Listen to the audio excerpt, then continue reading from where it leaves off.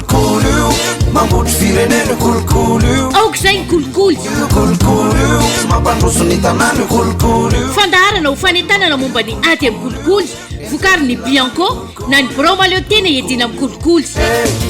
ny fampitompona ny ady amin'ny kolikoly isan-tsehatra ny fametrahana sy ny fampiainana ny politika anatiny edina amin'ny kolikoly a izay no raisin'ny fandarana aoka izay ny kolikoly loha hevitra indray manomboka an'io everinay fa tsara toerana iresaka ety loha hevitra ety ny italie général ny bianco andriamatoa lazy eric dona andrenirina anisan'ny nanamarika ity fandarana ity andriamatoa italie général tamin'ny fivahininao a teto amin'ny fandarana tamin'ny fiandohan'ny taona izay nanambaranao fa fotoan-dehibe iray izay olalovan'ny firenena amin'izao taona 2024 izao ny anombanana ny madagasikara mikasika an'izay fepetra fisorohana ny kolikoly sy ny fametrahana ireo politika anatiny isan-tsehatra izay ny fanontaniako angamba tonga dia ataoko ady mangany kriza vola hoe amin'ny matompona andraikitra voalohany ianao no mba niady amin'ny kolikoly eto madagasikara efa vonina amin'ny fiatrehana an'izay tomban'izay ve sika ary tatakany ahoana ny fizotran'izay tompony ia dia misaotra anao indray nametraka ny fanontaniana efa elaela tokoa no tsy ny vahiny teto amin'ny fandaharana ka dia isaorana ny fanomezam-pitenenana indray voalazanao teo fa hotombanana ny firenena malagasy a taorina n'lay nanasoniavany an'ilay fifanarahana tany Merida tany Meksika dia lafin-javatra roa apatsahifiko vetivety aloha ny iompana n'ilay fanombanana misy toko faharoa ao anatin'io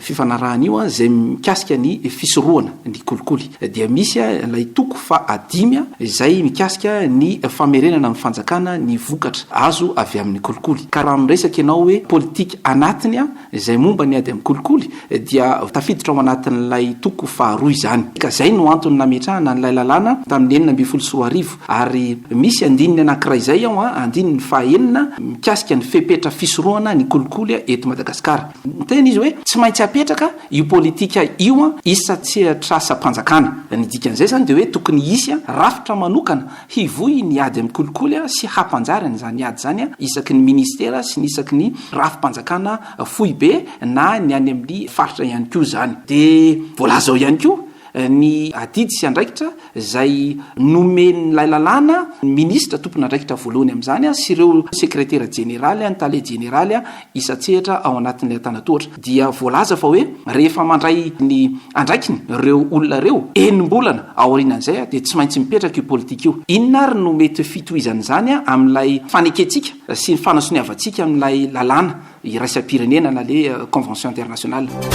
voalazan'io fa raha sanatrika tsy tafapetraka ireo dia tsy manaja ny fanekeny ny firenena anankiray ka mampatahotra zany marina ny bromale tena dina amin'ny kolikoly efa nanao ny ezaka amin'ny toromarika rehetra mba hitariana ny ametrahana an'izany fa tsy mbola maro ireo zay nametraka an'izany ary voalaza fa tsy dia hoe ametraka an'io ihany no tena tanjona fa hamatsy vola an'izany zay voalaza ny andininy fahenina ihany tsy maintsy misy loha ranombola sy vatsy arabola omena an'ireo rafitra ireo ahafahany mampanjary an'izany ady zany raha ohatra ka tiana ny hifanaraka amin'izay fepetra voalaza n'ilay fifanarahana iraisam-pirenena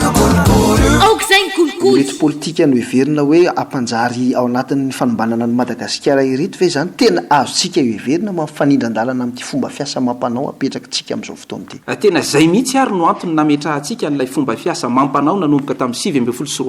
ny amin'ny hoe ny tiana handray anjara sy handray andraikitra ny tompona andraikitra zay mahefa sy manana an'izany andraikitra zany eto amin'ny tany sy ny firenena voalazany lalàna manko le izy tsy misy hoe afaka tsy atao fa tena voadidiny lalàna zany ary raisina ho tompona andraikitra azo faizina zay olona voakasika le lalàna nefa tsy nametraka an'izany na izany na tsy zany dia efa misy ireo nametraka an'izany ohatra fotsiny ny any amin'ny gendarmerie zao dia manana n'le office de lutte contre la corruption izy ny any amin'ny polisy pirenena manana ihany koa izy ny any amin'ny fahasalamana manana ny any amin'ny fampianarana manana ny any amin'ny tontolo iainana manana ihany koa dia ohatran'izany ihany koa ny any amin'ny fiarovam-pirenena ny orinasa-panjakana tahaka ny jirama ny SPAT société de port autonome de Tomasina ny any amin'ny sécurité routière etsetretsetra ataoko hoe fa mahavelombolo ny fisian'ireo kanefa mbola betsaka ny tsy taitra kanefa efa atombotra dia atombotra ny fanombanana ny malagasy amin'izay lafiny anankiray zay alahoery fa ny adidy tsy an'olon-dratsy ary tsy maintsy tanterahana io araka ny voalaza sy voatondro ny lalàna mba tsy sy ny fanomizatsiny ny engany e azay moa zany ny iraritsika raha ohatra ka mizotra somatsara zany de hoe ilaza ny vokatra ilay fanombanana fa hoe tena tany azo antoka amin'ny resaka fampiasam-bola ny eto Madagasikara de mino zahay fa dia ho avy a ny fankatoavana avy any ivelany a ary ho tany azo antoka eo amin'ny fampiasam-bola i Madagasikara